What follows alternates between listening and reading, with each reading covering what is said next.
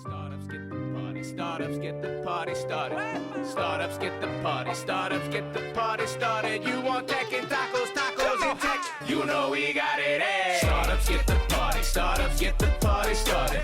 Startups get the party, startups get the party started. Startups get the party, startups get the party started. You want tech and tacos, tacos and tech, you know we got it, eh?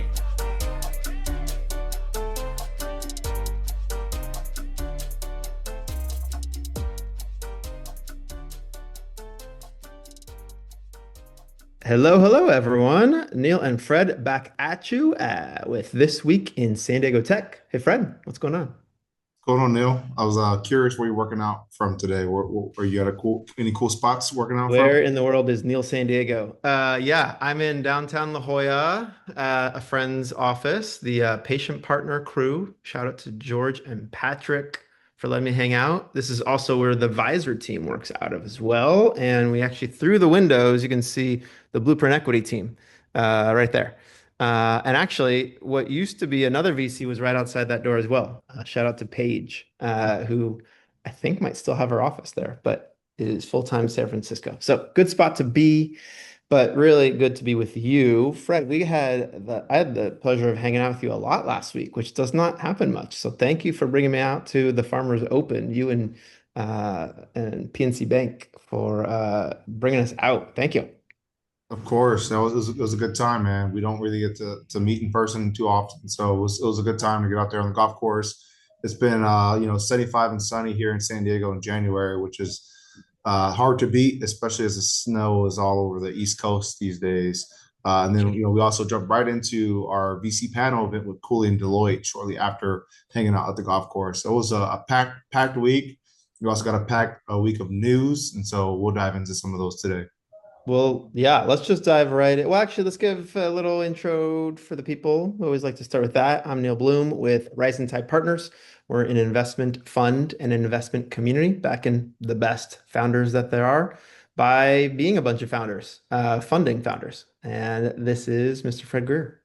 Yeah, I'm Fred Grier. I'm a journalist, work at the intersection of media, tech, and also real estate. And here we are bringing the biggest headlines in tech and startups in San Diego. And we do it on the daily. You can follow on Fred's Substack, the Business of San Diego Substack. Look for that, as well as the Rising Tide Partners Substack. It's where you can get this. However you heard this, maybe subscribe to the podcast, but you can also get our blog content as well. Let's dive into it. We got, like you just teased, we threw an event last week. This is our third annual San Diego VC Outlook, where we like to kick off the year hearing directly from investors on what's top of mind for them. That obviously funnels its way into founders who are looking for capital. And uniquely this year, we had people on the panel who could speak to not just VC, but also LP, the people who are funding funds, which was really great to have. And we pulled in some great data charts from Carta. So we were able to take, here's the national and global story. Let's hyper localize that with capital allocators who are allocating capital directly to startups or into funds. Give us a little bit of your takeaway, what you thought of the event, Fred. Yeah, so our third annual event, we did it right in the heart of Torrey Pines and Cooley's office. And we had some panelists featured Dylan Weaney from Tallypot, which is a family office, as well as a VC firm. We had Matt Ober from Social Leverage. They just recently raised $85 million for their fifth fund. And we had Natalie Poston from Motley Fool Ventures. And it was a great conversation. Myself and Neal moderated the convo. We talked very high level, what's happening from other startup cities like New York and Bay Area, to also dialing into what's happening in San Diego, looking at seed deals and Series A.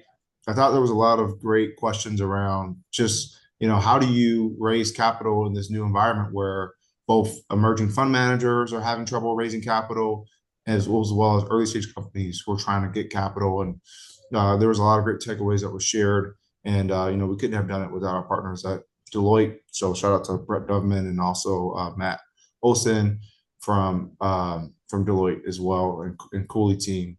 It was a great event, I thought. There was. Thanks for doing it, and thanks for letting me jump in, co-moderate with you. It was pretty fun to do something in person that we normally do on a weekly basis here on the pod. And I think we, like you said, got a lot of great feedback from the founders and a lot of investors in the room too, which was also great to just have. We put it on their name tags, make sure that you're finding opposite colors, and people did it. What we really talked about is like last year, how's that looking into this year, right? It was January 29th when we did the event. So January is kind of already over, yet, it still was people still just getting back to speed. And you right away turned around a great recap of January 2026, which we have linked in the show. So you want to take us through a little bit of what we already saw action-wise for funding and M&A news in January? Yeah, so this was kind of a partnership. Connect does a great report of like who's getting funded in San Diego, and it seemed like we already had over 400 million go into local companies, both early and late stage. We had Mirador Therapeutics, which is a biotech company started by former Prometheus Bio, who sold for I think 10 billion plus. They went out and started a new company, and they've raised 250 million Series B. We had Rakuten Medical, which is 100 million Series F. We had a company called Pivotal Space, which is in a deep tech. I didn't hear about this company, so they're on my radar now. They raised 44 million. We had some M&A deals. We had obviously Venti Bioscientists acquire them by Eli Lilly for 1.2 billion. And we also had some fundraisers. We had Blueprint, 333 million fund. We had Social Leverage, and we had several companies receive either DoD funding, university grant funding, and also some IPOs, which we'll dive into further in this pod. So yeah, definitely off to a hot start, 2026. Seems like there are some silver linings already this year. There is also, the other side of that, there's been some layoffs, but I would say there's been, a bright spot. I don't know from folks I'm talking to, whether it's lawyers or bankers, people are optimistic of, the first half of this year and how it's starting off. 100%. Yeah, I mean, I think the year. So we'll talk about this. We've got a little section on macro we'll talk about here, but great to be highlighting already what's coming. I think there's always a little slow start to the PR of funding because a lot of it happens in December and kind of finds its way out. So I think by end of quarter, we'll see a lot more that happened. I know there's two deals I've participated in already that haven't even done a press release yet. Um, and there's a deal that's announced in yours, Firestorm, which is raising a lot more. So, I think we'll re-look back at Q1 and say, yeah, there was a lot of funding activity, which is great to balance the other side, which is tech layoffs and stuff, which we'll talk about in a second. But let's talk about the IPO side. We'll do a little waterfall here. We got two tech IPOs on the books here. We've been talking about Once Upon a Farm for a little bit because they listed, I think, a week or two, or not listed. They started their roadshow a week ago. And it is, it's totally about the roadshow is can you fill it in real time and then you list immediately the next day. So that's actively happening right now in New York, is that the bankers are filling the allocation for the listing. It's rumored to go live on February 6th, Friday. So fingers crossed they do. I'm buying some stock around that. OFRM, San Diego Consumer Packaged Good Company from a group of serial CPG founders. And it's not really known as a San Diego company anymore. I think the CEO that took over after Ari Raz moved, corporate headquarters to Bay Area, Berkeley. So you won't see many articles about San Diego based, but it is a San Diego story. And you could actually, I'll link it. We interviewed them early days, like 2019, 2020, when it was still in Cassandra's garage, I think. And Ari was working from WeWork, to get this off the ground. So cool story, maybe fun to like bring them back and talk about it on the other side once they list here. But another one on my radar that you brought up to me, Solve Energy, just listed raising over 500 million. Take us through this IPO. Yeah, so this is just at the wire, January 30th. Solve Energy is targeting a 5 billion valuation in US IPO. Routers broke the story. It says they're a solar and battery storage firm. And they basically are pricing, they're offering share between $22 and $25 a piece. And they also noted in the article that IPO activity in the US seems to be bouncing back after a historic U.S. government shutdown last year, which kind of hindered the SEC's operation and kind of stifle deal flow.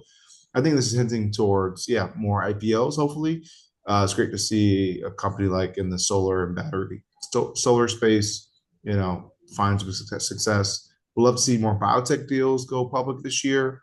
To be seen, but I'm hearing some folks who are gearing up for that.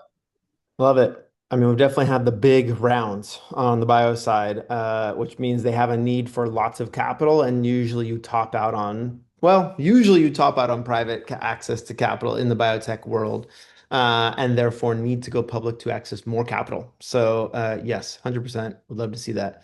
Um, like the M&A that we've seen over the last 2 years in biotech, which has been great. There is a lot of capital that has been reflowed back to these big multi-billion dollar exits here.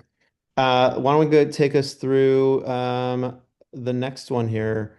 Um, keep going, Fred. It's kind of like a So spilling out from the funding round recap. yeah, there was I kind of mentioned it in the recap in January. There was kind of a large company called Rakuten Medical. They raised 100 million oversubscribed Series F, and they're actually gearing up for submission for the FDA approval. There's just been some massive fundings in biotech at Mirador, and then now this Series F of company. So it's great to see that there's some funding going to local biotechs as well. Yeah, 100%. It is great to see a lot of new funds also, by the way, in for the early stage bio side, right? You have Jose and team doing two-phase bio, which is pretty cool. They're funding both direct investment in startups, but they've also founded their a few companies of their own. So they're almost a little bit of a quasi studio in that they're starting stuff where they're seeing a gap and getting a management team in place and funding them into the portfolio, which is cool as well. And I know there's a few other biotech funds out there raising that we will see them come out this year. So great to see on both sides of that. The other side, though, of tech, man, tech macro is both the most heightened enthusiasm and the darkest days, which is really hard for everyone to piece together these days, right? We have this like renaissance of AI, but also it's taking our jobs. And I would say the only place I've really seen it's taking our jobs happening is in the big tech companies themselves, right? So as much as everyone's scared about AI taking your job, well, it turns out it's the big tech hyperscalers so far that are the ones that are laying people off. Um, and that's kind of interesting. And so one of the biggest news is Amazon announced a really big layoff. Amazon's one of the few where you don't hear them in the AI world so much, which is interesting because they are this massive player in AWS of obviously like one of the biggest data centers out there. But not this like we have this massive model and raising billions of funds towards building out infrastructure for the AI model. It's kind of interesting. Well, unfortunately, they've announced over 16,000 in layoffs, and that affects some San Diego jobs. They have a big office over in UTC Mall, which was the former Sears building, I think, has been built out and is Amazon's San Diego hub, a whole bunch of different divisions there. So I don't know which ones, if anyone's affected, and also always very sad to see that. What do you got? A little bit more on the layoffs area here? Yeah, I think this was a topic during our VC panel. Someone asked, what are their thoughts on the stock market? I think stock dropped 15%, which was like, the highest they've seen in years. Kalsi, which is like a sports betting or predictions market betting platform, they tweeted that layoffs were the highest level in 15 years plus last month. So, I mean, it's not just Amazon. There's a bunch of other companies who are kind of trimming the fat, it seems. There's been about 27,000 layoffs in the US 2026 so far. About 69 companies doing layoffs at tech companies. But on the flip side, I've also read that Google has had its best quarter in Q4 last year. It's now bringing in $400 billion, and largely is driven by YouTube and AI like Gemini and their other product service lines. And so there's still those big tech. I think there are still opportunities within big tech. We obviously see NVIDIA is doing well, and Elon's acquired his own company, and now he's valued at I think 800 billion, which is really crazy. So there's definitely like levels to who's doing well and winning in the AI race. But then like traditional software SaaS business models, I think ServiceNow stock is actually down. So yeah, I mean it's a war right now. People are definitely trying to remain competitive, and yeah, it's been interesting. It's interesting to follow for sure. It is. Yeah. I mean, I think if you look at like the more traditional just SaaS companies, and look, there's nothing, I hate to call them traditional and legacy because Salesforce, ServiceNow, a lot of these are like, big tech companies that are public, but the whole slew of them are the public perception that is showing up in their stock price is showing down. But there's something bigger at hand here. I mean, if you look, gold and silver is down, Bitcoin's down. Like there is a group of investors who are looking at outlook down or assets are overpriced, certain assets. And so hard to tell the difference of what today's, what your stock ticker looks like versus what tomorrow looks like. Unfortunately, it's what a lot of the world does. They wake up and they open an app and they're like, is it red or green? And that kind of decides their outlook. Well, we're in the tech space. We build things that are over the horizon. We're going to change the world in places we don't even know yet, right? I actually heard a great analogy today. When Netflix started, they were delivering DVDs to your door. They were a mail service DVD player.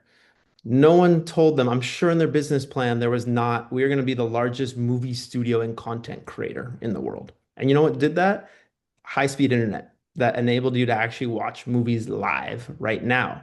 Uh, and that latency piece, that's what's happening right now in AI and cognition. The ability to take large amounts of data, crunch it in seconds, not have to wait and pay for weeks or months of trials to just collect it. It's data now, answers now, move forward now. And so we're on this precipice. And unfortunately, a lot of people see that as change, and change is hard. Change is hard for a lot of people. And so while you and I and the world we live in every day, which is 10 years out, half our bodies are actually living in the future. We're literally thinking about this is what the world's going to be like one day. And yet everyone's saying, well, the world to me is red. And so that's really hard, I would think, for a lot of our listeners, I'm sure, to go through in that regard. And all I say is, because I know our listeners is the audience who thinks for a better future and build it for humanity. And that's what's happening. So keep focus on that. Keep building the problems worth solving and the big problems worth solving. Because I think all of us can always look at what is the biggest thing possible to go solve, go do that. So I would just give that as like our let's go into 2026 strong. Don't worry about today, worry about 10 years from now. Did we change the world? And related to that, one of the companies that's changed the world is Illumina. Illumina here obviously brought biology into the data era. This is the opportunity where they said, this is just a code base, and we know how to crunch code base. Let's actually change the world by taking human biology and treating it like computer science. Well, they partnered with the San Diego Zoo recently and their Frozen Zoo, which is the largest repository of animal data. They've got skin and genetic and blood samples from the largest swath of animal species in the world. And they actually have duplicated into multiple sites for redundancy. And so we were fortunate enough to get a tour, me and the Rising Tide Partners crew, just this past fall, actually, of the Frozen Zoo. It's pretty cool to see. One, we got to see the lab and see them take a sample and a slice and then prepare it for freezing. And then they lifted up these, very Jurassic Park like pulled these, straight like metal casings up of, some of them animals that don't exist anymore, which is pretty crazy, right? They've got some of the rhinos in there where there was one left kind of thing. And so to see Illumina and the San Diego Zoo, these two pivotal assets partner to enable of what they could do with their data that they've been sitting on. It's actually been around 50 years, this zoo, and this is kind of the first time that they are taking, modern genetic tools and saying, what else could we do with these samples? Pretty cool. You got anything more on this? Yeah, in the press release, it just said this collaboration marks a new era of genomic discovery that will accelerate the capacity to halt and reverse biodiversity loss. Illumina is obviously one of the largest employers in life sciences in San Diego. They've been in the news a lot lately. Their stock has been on the decline a little bit. They have a new CEO, and so people are looking for some guidance this year. So yeah, it's great to see them partner with another local company, San Diego Zoo. They're doing some great work, and super cool that you got an opportunity to go check that out. It is pretty cool. I love to see them doing stuff local because the local community, the biotech world is massive and seeing the collaboration there is real, right? That's kind of like an opportunity to meet your customer every day as opposed to fly to them once a year and see them at a conference. And the Illumina, uh, you know, uh, let's call it the Illumina Mafia, the Illumina alumni are here and building other companies as well too. And so to see their exec team also get rooted here again is, I think, really important. Related to exec teams being local, there was a big announcement of a new CEO at another med device company, Dexcom, a long-time leader in glucose or blood sugar analysis and data. They announced a big CEO change, which was a big change. I think the past CEO, Kevin, has been there a long time. You got more on this, Fred? Yeah, so Dexcom had a great feature both in the Union Tribune and the Senate Business Journal. They did an interview with the new CEO Jacob, or they call him Jake Leach. He's been there for 20 years. Started very early and worked his way up. He kind of reminds me of Qualcomm. Also had a very similar situation when the CEO stepped down. They hired from within. Lumina, they obviously had a CEO step down. They hired someone in. So this is part of the biggest leadership change in San Diego since Qualcomm and Illumina. So yeah, it's a great story. Feature Union Tribune and Business Journal. I'm actually reaching out trying to get an interview with them as well, and love to hear more about their plans. They did a Super Bowl ad, I think 2 years ago or last year. I'd be curious if they're doing a Super Bowl ad this year. Maybe we do this on the next podcast. What 10 Yeah. companies are doing Super Bowl ad? Good call. It was with the Jonas Brothers, I think, right? That's correct. Which was cool. You're right. I forgot about that. Yeah, let's do a rundown. Let's see if ClickUp pulls the trigger this year. It's been always my bet as the first San Diego startup, if you will, that does one. But maybe Shield AI, maybe Shield's ready to go bring this publicly. Yeah, you're right. We'll follow it. This weekend is the Super Bowl, which will be fun. And I now can monitor that in real time on Twitter because I finally got back on Twitter after getting hacked last summer. I got hacked, like, man, good old classic hack. They just took over my account, changed password, and I couldn't get back in. And X was like, sorry, we don't know even if you were real or not. So they changed the whole account name or the whole account look and just started, of course, what do you think they did? Just spamming crypto as they do. So they spammed enough crypto. I got tons of messages saying, "Is this you? Have you been hacked?" And then apparently X just deleted the account. It just got deleted, which I didn't even follow. And so someone went to tag me last week actually to share the Substack about our VC Outlook event. They're like, "Are you not on Twitter?" And I didn't even know. I went and I was like, "Oh, apparently it got deleted." So I just went and re-registered /Neal Bloom and it was available. So I got my account back. I have none of the followers or the content, but honestly, it's all relationships. I got the people. People know where to find me if they need to. So I'm back with my 10 followers and 3 tweets. And honestly, I'll use it as much as I need to. So you can follow me there. I'll post stuff. It's hard not to be on Twitter for just the stuff that's happening. That's for sure. But yeah, good to be back in Welcome back. Yeah, I thing. mean, it was actually I tweet some San Diego stuff or try to repost San Diego things, and there actually was some news related to sports. So maybe just tee it up a little bit. The Olympics announced I think 6 cities that they're bringing the soccer team to, and they're actually going to be bringing the Olympics soccer team to San Diego at Snapdragon, which is pretty big news. So I went ahead and retweeted that on Twitter. It's great to see you back on that, Neal. And we always try to share what we're seeing, news related stuff. So give Neal a follow, and yeah, be sure to start posting your stuff too, man. It's great to see you back on the platform. Thanks. Yeah, it's good to be back. Thank you. Thank you. And you can come see us live in person in a number of things coming up. We got the San Diego Founders Hike back at it Friday morning, first Friday of every month. And we'll be there. I think I've nailed down a DJ who wants to Church of Music wants to play some tunes at the end of the hike, which is fun. It's pretty fun. And we've got Thrive Coffee, right, who will be there at the end as well to give out, sell some coffee as well. Local startup built it into a Jeep, so you can just like buy and pour your coffee right from the machine there. Next week is actually San Diego Angel Conference Investor Network Night. I'll be leading an overview of how to evaluate startups. Pretty poignant for everyone who's about to start San Diego Angel Conference on the investor side, which starts in March. So come out there at C3 Bank, which should be fun. And then I'm flying to Texas to be with a bunch of other San Diegans at TechCon Southwest Austin. I'm actually making a pit stop in Dallas to go see our friends in Dallas, the Trust and Will guys, and maybe Ryan at Shield AI as well, and then headed to Austin first to put on an Austin founder and funders happy hour of my own, and then I'll be leading a panel on kind of the state of venture. I've got 4 investors, mostly local, at TechCon Southwest, which will be fun. What else you got on your radar coming up events-wise, Fred? There's never a dull moment of events. February seems to be stacked. There's a global investor conference by Biocom. A bunch of folks are flying in for that. And yeah, I would say get plugged in to Social Coyote. Jonah Peak does a great job of curating what events are happening in San Diego, as well as Hussein's eventship.com.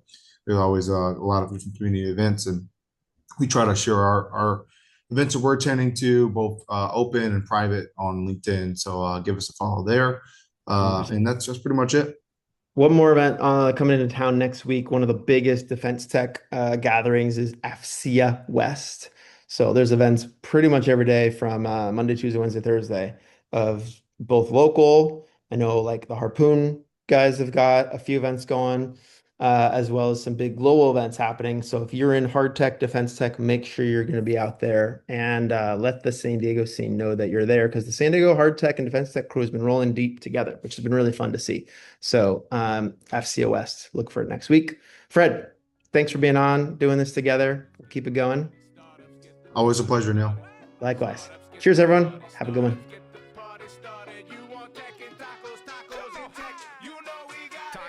Tech is on smash for the green guacamole. Keep accountants counting beans. Contador cuentan frijoles. Founders trying to raise some queso. La vida San Diego. School of rapping fire. Tortillas round jalapenos. In these modern times of craft beer and coffee, my coding yoga posse. Fold the body. Origami. We be surfing Coronado. Eating tacos el gordo. The taco stand in puesto. Lucha libre and sombrero. Gotta shout out Tecos Daniels by the ocean, watch the sunset. La Jolla Shores, entrepreneurs trying to get funded. When San Diego Startup Week is popping in the summer. Oceanside to Tijuana, SD be full of hustlers. From couch surfing to penthouses right on the beach. Tech leaders who believe stars are within reach. We interviewing founders who be shooting for the moon. Hashtag SD Tecos with your host, Neal Bloom.